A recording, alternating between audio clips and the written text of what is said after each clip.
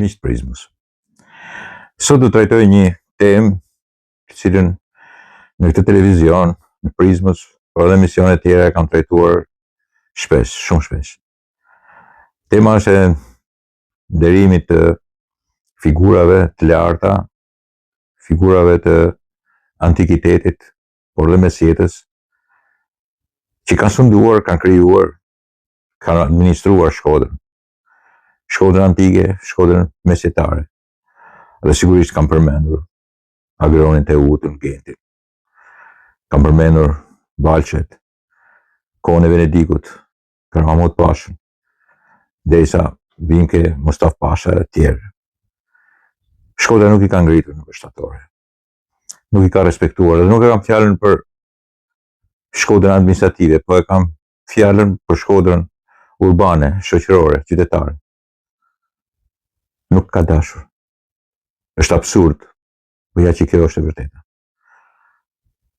Nuk i ka ngritur edhe në kohën e mas 1912-ës, as mas 1920-ës, as kohët monarkisë. Jo në kohët komunizmit ose diktaturës, që nuk i ka dashur. Po më fatkeqja është nuk i ka dashur as në kohën e të ashtu quajtur demokraci. Sepse Shkodra sigurisht vazhdon të glorifikoj, të çoj lart, të merret me mitet, me legjendat, me të pavërtetën e madhe të legjendës Rozafës. Sigurisht, mbeturinë gati 1 vjeçare, që në kohën e sundimit të mbretërisë serbe, pushtimit të kalas prej tyre, kështjellës Shkodrës.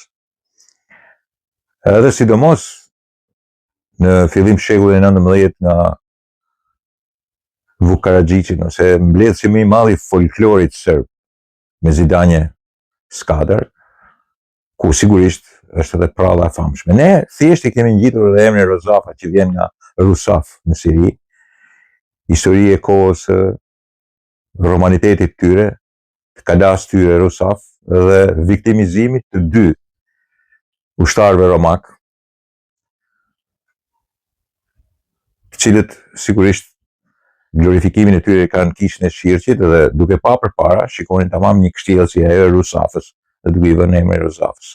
Bashkangjitja në mënyrë mekanike e emrit Rozaf me vajzën viktim, gruan viktim të një historie feminicidit, dhe historie tradhtie brenda familjes, murosje, historie të jashtëzakonshme, ka bërë pastaj që të shuhet historia e vërtetë. Të merren gjithë me legjendet e mos të kenë mendjen ke Teuta, luftarja e madhe.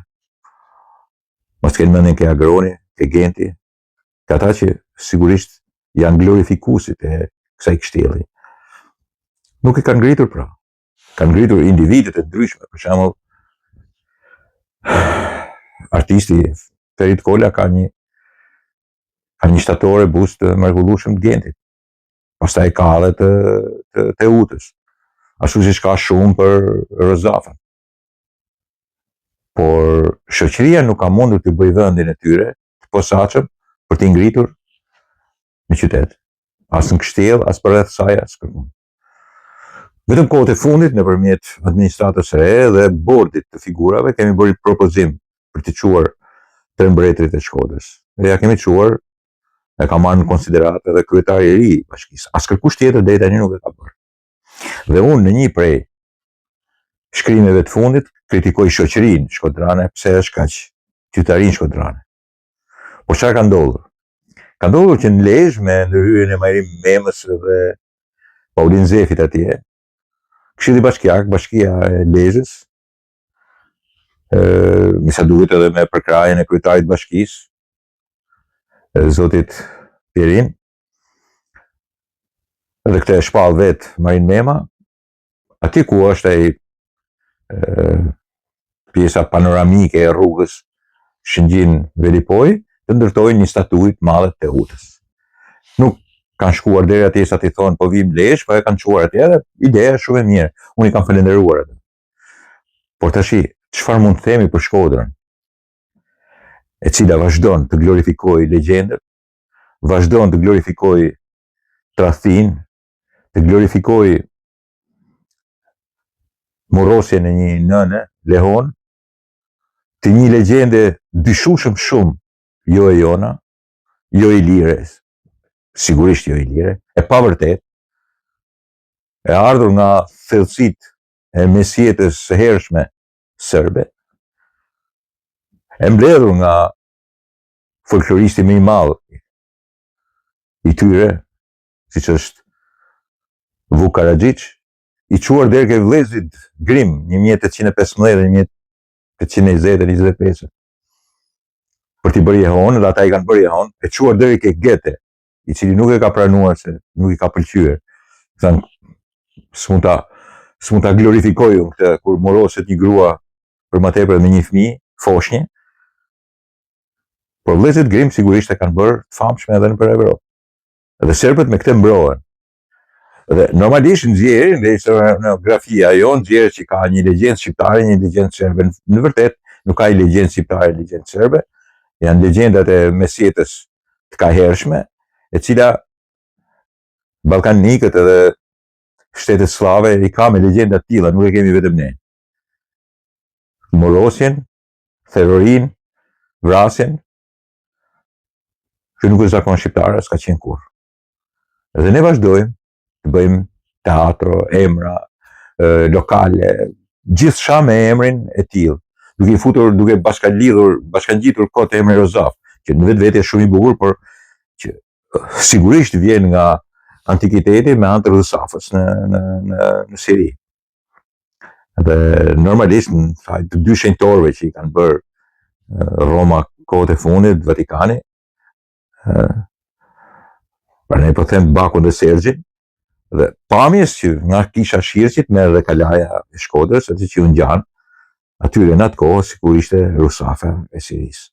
Një ngjizje ka që përçudnuar sa mi po ja që në Shkodër shoqëria shkodrane, dhe ky është momenti kritik i jemi. Jo i pushteteve, thjesht pushteteve, që se kanë pasur mendjen, se kjo tashmë është e qartë. Po e shoqëri shkodrane, si ka mundësi një shoqëri e tillë, romancier, letrar, historian, nuk kanë mundur një herë të dalin të bien dakord që shiko. Por këta ishin mbretërit tonë. Mbretërit Labeat dhe Ardian. Sundimtarët e Shkodrës, ç'punë kanë në Durrës te Teuta. Në kohën e Teutës, Durrësi ishte vend armik i Teutës. Ajo kërkonte që ta pushtonte, Durrësi kërkoi ndihmën e Romës, ishte kundra Teutës. Ç'lidhje ka me Teutën Durrësi? Nuk mund të them të njëjtën gjë për Lisusin, sepse sigurisht ishte vend aleat, por ai u bashkua me Romën, ishte pjesë e një romaniteti në atë kohë, ku qëndronte vetëm Shkodra. Ku ishte kryeqendra e Ilirë, i takon që të jetë në Shkodër. Bravo i qoftë Durrësit, pa them edhe një herë, bravo i qoftë Këshillit Bashkiak, kryetarit bashkisë tyre, Marin Memës sigurisht edhe Paulit Zefit, absolutisht, nderi bëjnë qytetit, tregojnë qytetrim, por është tur për shoqërinë shkodrane. Lërin e pushtetit jashtë. Pushteti është i fajshëm, ka marrë letrat e sotme, nuk mund të konsideroj administratën e sotme, e ka gati. Është propozimi joni i bordit figurave dhe monumenteve, figurave monumentale, monumenteve. Dhe sigurisht i kemi bërë propozimin për një ansambël të kohës mbretërore, të kohës antike, ku janë të tre mbretërit bashkë, natërisht më të njohurit se ka pasur mbretër prapë.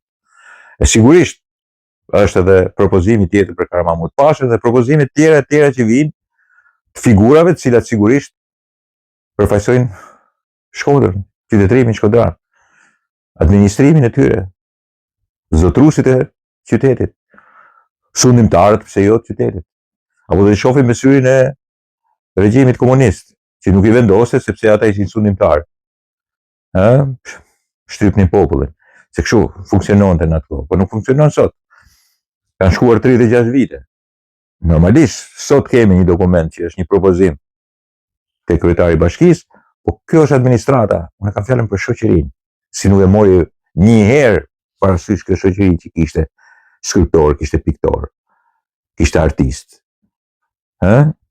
Si nuk dolën me një mendim që ti vendosim ta vendosim Teutën, vendosim Gentin, vendosim Agronin.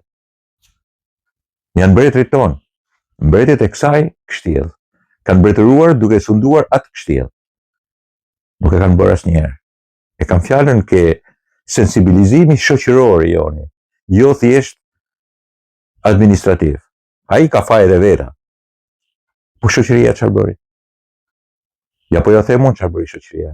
Vazhdon të glorifikojë, të merret me mitet, me legjendat. Dhe sa më tepër do merremi me legjendat, sa më tepër do të merremi me terrorin, sa më tepër do të merremi me legjendën feminicid të Rozafës, aq më shumë do të refuzojmë historinë tonë, Teutën, Agronin, Gentin, luftrat në Romën, historinë e vërtet, jo prallat që na vinë nga mesjeta serboslave, dhe që sigurisht ato i kanë edhe me emra e mjebra, dhe që sigurisht nuk i kanë bërë mirë kur këti vend. Edhe vizitorët kur vinë për atje, gjën e parë që kërkojnë të ku rrjedh qumësht kështjella, ku ka lënë gjirin jashtë e murosura. Legjenda është legjendë, po legjenda nuk duhet bërë shkak shoqëror, filozofik për të mohuar historinë.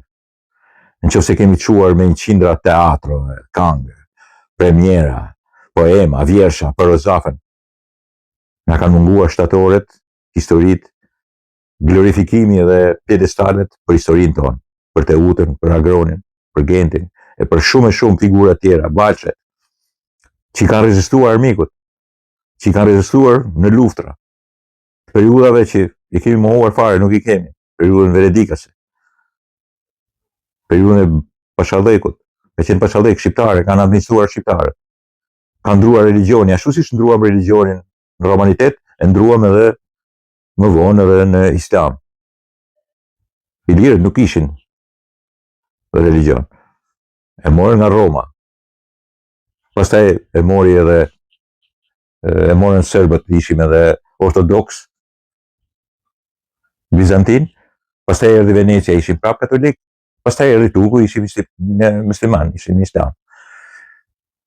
Apo do t'i mohoni edhe këto, dhe filloni prallat me mbret, që fillojnë 500 vjet ky, 1000 vjet ky, 400 vjet ky, 300 vjet ky. I kështu jemi ne, kështu është formimi jon. Po ama ka vazhduar qytetërimi, kjo është e vërteta. Rozafa është legjenda. Edhe ne vazhdojmë glorifikojmë Rozafën. Sa më tepër do merremi me Rozafën, sa më tepër do merremi me terrorit dhe me vrasjen, tradhtin nga një femre të pafajshme dhe fëmijës saj, aq më tepër do mohojmë realitetin, administrimin, historinë tonë. Dhe këtë faj nuk e kemi administrativ, e kemi shoqëror. Është shoqëria shkodrane që ka vepruar kështu. I lumt atyre në Lezhë kanë menduar në mënyrë më racionale. Ta çojmë atje në lartësi përballë detit Teutën. Kaq kisha. Nuk shpresoj të vëmë mend kurrë, por minimumi është të dëgjojmë. Kam frikë se as për të dëgjuar nuk dëgjojmë. Edhe ky nuk është faji administrativ, as faji politikës. Është faji i qytetërimit shkodran, të sotëm dhe të dieshëm. Dakord, miqtë mi?